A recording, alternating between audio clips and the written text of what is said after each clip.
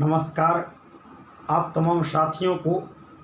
आज हम लोग क्लासिफिकेशन ऑफ मैटर पर परिचर्चा कर रहे हैं। उसमें भी फिजिकल क्लासिफिकेशन ऑफ मैटर और केमिकल क्लासिफिकेशन ऑफ मैटर में पिछले दिन के वीडियो में हमने फिजिकल क्लासिफिकेशन ऑफ मैटर के बारे में जाना था। अब हम लोग केमिकल क्लासिफिकेशन ऑफ मैटर के बारे में जानते हैं। क्लासिफिकेशन ऑफ मैटर में पदार्थ की वर्गीकरण की अगर आप बातचीत करते हैं तो पदार्थों को वर्गीकरण निम्न प्रकार से किया जाते हैं। तो केमिकल क्लासिफिकेशन ऑफ मैटर में पदार्थ को दो रूपों में डिवाइड किया गया है, प्योर सबस्टेंस और अनप्योर सबस्टेंस। प्योर सबस्टेंस का अर्थ होता है आपको शुद्ध पदार्थ, जिसका डिवाइड किया गया है तो आपको क्लासिफाइड किया गया है। तो प्योर सबस्टेंस आपको एलिमेंट और कंपाउंड में डिवाइड हो गए, तत्व और यौगिक के रूप में।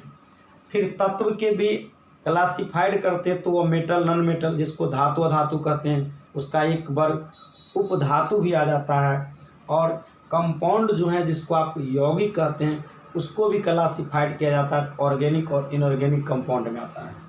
फिर ये अनप्योर सबस्टेंस के अंतर्गत आपको मिश्रण आते हैं जिसे मिक्सचर कहते हैं, इसका क्लासिफाइड करते हैं तो होमोजीनियस और हेट्रोजीनियस मिक्सचर आता है, समांगी मिश्रण और विषमांगी मिश्रण। तो केमिकल क्लासिफिकेशन ऑफ मैटर में इन तमाम बिंदुओं को एक एक बात को गहराई से हम लोग अब जानें। अब हम लोग जान रहे हैं केमिकल क्लासिफिकेशन ऑफ मैटर के बारे में, जान रहे हैं पदार्थ के रासायनिक वर्गीकरण के बारे में। आपको यहाँ पर स्क्रीन पर बिल्कुल साफ और स्पष्ट शब्दों में लिखा हुआ पदार्थ का जो रासायनिक वर्गीकरण है केमिकल क्लासिफिकेशन ऑफ मैटर है। देखिए, रासायनिक गुणों के आधार पर जब पदार्थ का हम वर्गीकरण करते हैं तब वह पदार्थ का जो वर्गीकरण कहलाता है वह आपको मूल रूप से दो वर्गों में डिवाइड होता है। जब किसी भी पदार्थ को हम रासायनिक गुणों के आधार पर, केमिकल प्रॉपर्टीज के आधार पर जब हम वर्गीकरण करते हैं तो वह पदार्थ का रासायनिक वर्गीकरण कहलाता है, केमिकल क्लासिफिकेशन ऑफ मैटर कहलाता है। इन गुणों के आधार पर जो मैटर है, जो पदार्थ हैं, उसको दो वर्गों में डिवाइड किया गया है, प्योर सबस्टेंस यानी शुद्ध पदार्थ। लेकिन सवाल तो ये होता है कि प्योर सबस्टेंस जो हैं, शुद्ध पदार्थ जो हैं, वह आप कहते किसे हैं? तो वह एकल पदार्थ जिसमें किसी भौतिक प्रक्रम द्वारा, वह एकल पदार्थ जिससे किसी भी भौतिक प्रक्रम के द्वारा अन्य प्रकार के पदार्थों में हम पृथक नहीं कर सकते। तो जिन पदार्थों को किसी भी भौतिक प्रक्रम से अन्य प्रकार के पदार्थों में हम पृथक नहीं कर सकते हैं तो ऐसा पदार्थ जो होते हैं वो आपको शुद्ध पदार्थ कहलाते हैं, प्योर सबस्टेंस कहलाते हैं, जिसके अंतर्गत जल हुआ, आपको तांबा हुई, सोना चांदी, हाइड्रोजन, ऑक्सीजन, नाइट्रोजन, 118 जो तत्व हैं वह आपको इसके अंतर्गत आते हैं। और अनंत लाखों करोड़ अरबों खरबों जो यौगिक हैं वह आपको प्योर सबस्टेंस के अंतर्गत। अब सवाल ये खड़ा होते कि प्योर सबस्टेंस को जो क्लासिफाइड किया जाता है वो कितने प्रकार के होते हैं? तो ये दो प्रकार के होते हैं। एक आपको होता है एलिमेंट और दूसरा जो होता है वो आपको कंपाउंड होता है, यानी तत्व और यौगिक होते हैं। तो अब हम सबसे पहले एलिमेंट के बारे में जानें, जिससे आप तत्व कहते हैं। हम लोग यहाँ पर एलिमेंट के बारे में जान रहे हैं, जिससे आप लोग तत्व कहते हैं। ये आपको प्योर सबस्टेंस का एक महत्वपूर्ण भाग है। आपको एलिमेंट, इसका डिफिनेशन होता है कि तत्व वह शुद्ध पदार्थ है जिसे दो या दो से अधिक वर्गों में विभाजित नहीं किया जा सकता है। वर्गीकृत किया जाएगा लेकिन दो या दो से अधिक भागों में जिससे विभाजित नहीं किया जाएगा, ऐसे शुद्ध पदार्थ जो होते हैं वो आपको तत्व के अंतर्गत आते हैं। जैसे ऑक्सीजन हुई, हाइड्रोजन हुई, नाइट्रोजन हुआ, कार्बन डाइऑक्साइड हुई, लोहा, तांबा, पारा, एल्युमिनियम। 118 तक तत्व की अभी तक खोज हो गई और 119वां तत्व का रिसर्च चल रहा है। तत्वों को धातु, अधातु और उपधातु के आधार पर जो है वह उसका वर्गीकरण किया गया। लेकिन मूल रूप से तत्व को दो भाग धातु और अधातु के रूप में ही वर्गीकरण किया गया है। जब इसका वर्गीकरण किया जा रहा था तो एक वर्ग उपधातु मिला जिसके गुण धातु और अधातु के मध्यवर्गीय थे। अब देखिए कि जो एलिमेंट होते हैं, जो तत्व होते हैं, उसमें बहुत सारे गुण होते हैं जिसके आधार पर आप उसको पहचान सकते हैं। सबसे पहला गुण यहाँ पर है कि यह एक ही प्रकार के परमाणुओं से बना होता है। जितने भी तत्व होंगे वह एक ही प्रकार के परमाणुओं से बने होंगे। अन्य तत्वों के गुणों से भिन्न भिन्न कुछ तत्व के अपना विशिष्ट गुण जो होते हैं वह आपको उपस्थित होता है और अलग अलग तत्वों के गुण अलग अलग होते हैं। जैसा ऑक्सीजन है उसका गुण हाइड्रोजन से नहीं मिलेगा, हाइड्रोजन है उसका गुण क्लोरीन से नहीं मिलेगा। ये नेचर होते हैं। Classification of element.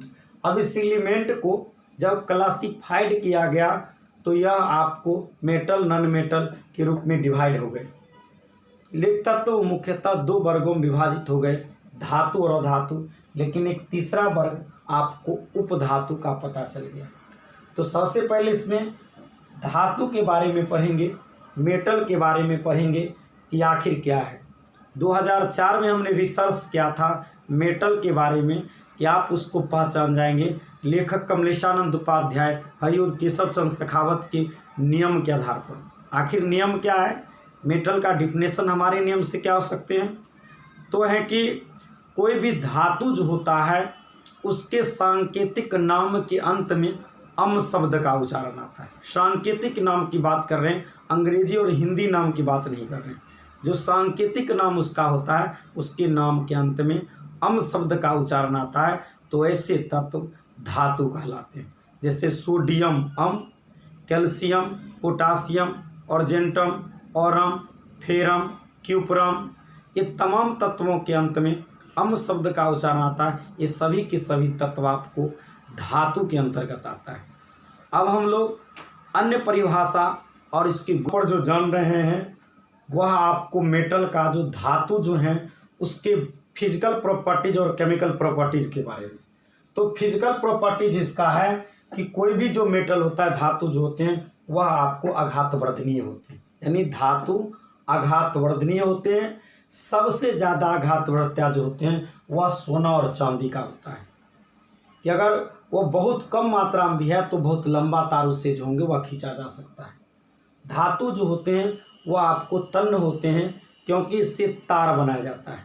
लेकिन आप जान लें कि सभी धातु तन्य नहीं होते, सभी से तार नहीं बनता है। जैसे सोडियम का कोई तार नहीं बना सकता है, लेकिन एल्युमिनियम का तार बनता है, आपको तांबा का तार बनता है, लोहा का तार बनता है। तो धातु जो होते हैं वह तन्य होते हैं और धातु से तार बनाए जाते हैं। धातु उष्मा और विद्युत के सुचालक की भांति काम करते हैं। अगर वह तार हैं तो सुचालक हैं उष्मा और विद्युत के, तब तो उसका उपयोग किया जा रहा है। और धातु जो होते हैं उसका जो बीपी और एमपी होता है, मेल्टिंग पॉइंट और बॉइलिंग पॉइंट, वह द्रवनांक और क्वथनांक वह हाई होता है, उच्च होते हैं। और एक बात बता देते हैं आपको कि जितना तत्व अभी तक खोज हुए हैं उन सभी तत्वों में 91 तत्व जो हैं, 91 को जो तत्व हैं वह आपको धातु के अंतर्गत आते हैं। शेष में आपको अधातु की श्रेणी में आते हैं। अब आप मेटल के केमिकल क्लासिफिकेशन को जान लें, रासायनिक गुण को जान लें, धातु के रासायनिक गुण को। तो कोई भी धातु ऑक्सीजन से भी क्रिया करेगा तो ऑक्साइड युक्त बनाएगा। जैसे सोडियम ऑक्सीजन से भी क्रिया किया तो सोडियम ऑक्साइड, मैग्नीशियम करता तो मैग्नीशियम ऑक्साइड, एल्युमिनियम करता तो एल्युमिनियम ऑक्साइड, पोटासियम करता तो पोटासियम ऑक्साइड। कोई भी धातु क्लोरीन से भी क्रिया करेगा तो क्लोराइड युक्त बनाएंगे। सोडियम करा तो सोडियम क्लोराइड, मैग्नीशियम तो मैग्नीशियम क्लोराइड। जो भी धातु अभी क्रिया करेगा क्लोरीन से और वह क्लोराइड युक्त बनाएंगे। जल के साथ अभी क्रिया करेगा हाइड्रोक्साइड युक्त बनाएंगे और हाइड्रोजन गैस बनाएंगे। अम्ल के साथ अभी क्रिया करेगा तो लवण और हाइड्रोजन गैस बनाएंगे। ये तमाम प्रॉपर्टी जो होते हैं वह धातु के रासायनिक गुण को प्रतिनिधित्व करता है। इस रासायनिक गुण में जितने भी कंपाउंड यहाँ पर बने हैं सभी के सभी आपको वैद्युत संयोजक या आयनिक यौगिक के अंतर्गत आता है। आयनिक यौगिक के अंतर्गत ये सभी आपको आता है। क्यों? क्योंकि धातु और अधातु इसमें भाग लेते हैं आपको, और आयन इसमें हिस्सा लेता है, इसीलिए आयनिक बंधन के अंतर्गत ये सभी आते हैं। तो आज के वीडियो में हमने यह जाना।